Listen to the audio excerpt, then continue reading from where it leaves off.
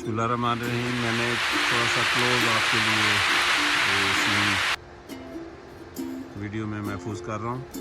आप देख सकते हैं काउज जो हैं वो अपने चरागाह में हैं और खूबसूरत नेचुरल सीनरी आप पीछे देख रहे हैं। गाय आप करीब से देख सकते हैं, ख़ास तौर पे बच्चे जो हैं वो ज़्यादा महसूस होंगे माजूर के साथ। ये मेन रोड है और मैं बिस्मिल्लाहिर्रहमानिर्रहीम। आप देख रहे हैं मेरा यूट्यूब चैनल रॉयल नासर यूके। आज मैं आपको कंट्री साइड की सैर करवा रहा हूँ इस वीडियो में।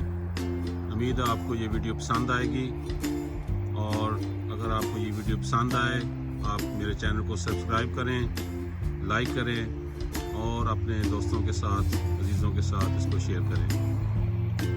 दोस्तों, ये बहुत ही प्यारा सीन जो